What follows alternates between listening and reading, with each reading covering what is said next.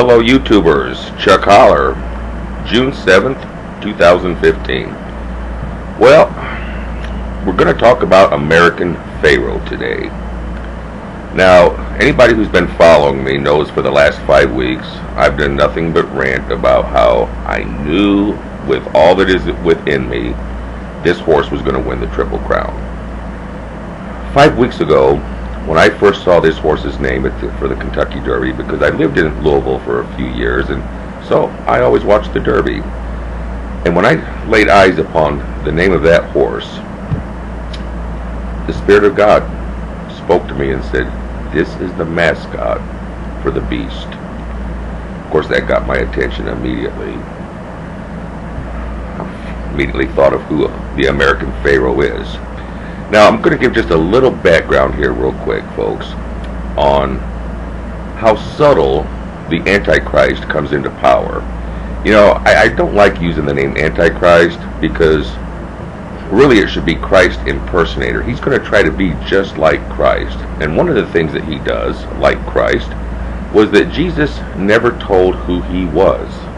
He never said he was the Messiah. He dropped a few hints, he did a lot of miracles, but only it was the first time that he actually admitted that he was within hours of his own death. When they asked him, they said, "Art thou the Christ, the Son of the Blessed?" And he said, "I am." Well, Obama has come into power the same way. Now, Daniel said that he would come into power with flatteries. And looking at the text at first, we don't really think of how, over the last 6,000 years, how people come into power. Now, most of the time, you're born into power. If you're royalty, your son takes over, his son takes over.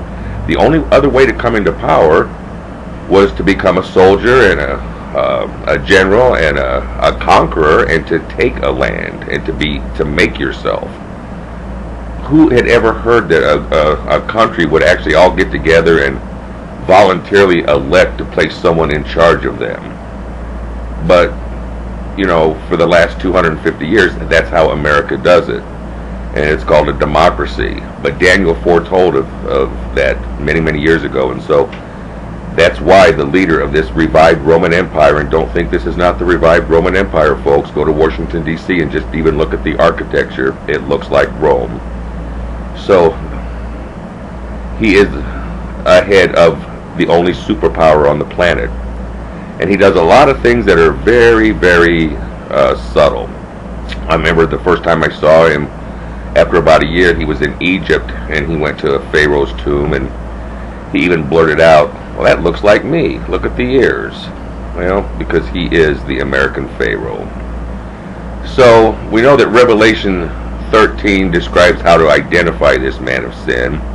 And we're to do that by having enough wisdom to count the numbers, and those numbers are 666. And so that's where we get the 666. But don't think for a minute that he doesn't try to use some of the other numbers. And there's another number in scriptures that's, you know, we always think of 7 as the number of God, but the number 37, and do a little research on, just Google, is 37 God's number, and look at all of the similarities. It's basically 3 sevens, so 37 itself is 3 sevens. So it's no surprise that it was 37 years before anyone had won this Triple Crown. And I had a lot of people tell me, "This is not going to happen, Chuck." I knew it was going to happen, though, especially on the Preakness, when a monsoon literally hit the track and it was full of mud. So it doesn't matter if this is a slow track, fast track, long track, short track, which horses run. American Pharaoh is a winner, and it is the mascot for the beast. Now, I told all my kids ahead of time, I says, "Now you just watch and see." That's my sainted mother in the background, by the way. I told all my kids, I said, "You know what?" I says, "They're going to get their crown at 6 minutes after 7 o'clock. Wait, Mom. Anyway, they said, "Oh, no way, Dad, come on." And they knew where I was going at that, because that's 66 minutes after 6. And sure enough, when they walked into the winner's circle, it was 6 minutes after 7 o'clock, which is another way of saying it was 6:66 p.m. Eastern Time. Another thing, the day of the race was 6/6/15. Now, if you just, normally you wouldn't think anything about that, but if you look at those numbers laid out on a sheet of paper, and you see 6, 6, and then that 1 and 5, you just automatically add it in your head, and it becomes very obvious that it was 6:66. When they received their crown, it was 6:16 p.m. Eastern Time, right on the mark. And 6:16, there's a lot of people that say in the original Greek that number of the beast is actually 6:16 instead of 6:66, but that's another teaching for another day. Once again, it was 37 years. He had earned $3.7 million up to date. It was the 11th race. This is the 12th horse. 12 is the number of government. Surprise, surprise. I posted some pictures on Doves that showed this horse had his own security force. And it looked like the Secret Service. They had the sunglasses and the earpieces and the walkie-talkies, and it just very eerie. But it's also no surprise that coming up October 31st, which is Halloween, it's a Satanic Day, that the Breeders' Cup, and this horse just registered to run in the Breeders' Cup, American Pharoah. No horse in history has ever won the Triple Crown and the Breeders' Cup, but you look for history to be broken, because this horse is the mascot of the beast. And just was almost no time at all when the announcement was made, an earthquake shook that city in California that the Breeders' Cup, it's Gardena, California. Check it out, folks. So, what else is there to say? This horse, it was funny yesterday before the race. I kept saying, well, I picked the first two, and yeah, well, they were the favorites. I says, well, he's the favorite today, but I don't see you putting your money up, folks. But you know what? When the horse wins, you'll come as a mocker to me and go, well, Babbitt, he was the favorite.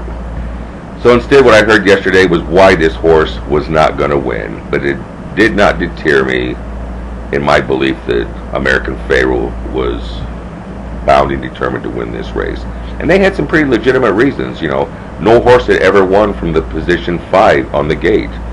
No horse had ever won the Triple Crown that didn't at least run one time at Belmont. Speaking of Belmont, in Leviticus, actually in the scriptures, there's 52 references to Baal, B-A-A-L. The first one's in Leviticus, and it talks about the high places of the altars of Baal. It was a mountainous area where Baal was worshipped in the Old Testament. So it's no wonder that this third crown would be given at a place called Belmont. A little pun on words there, but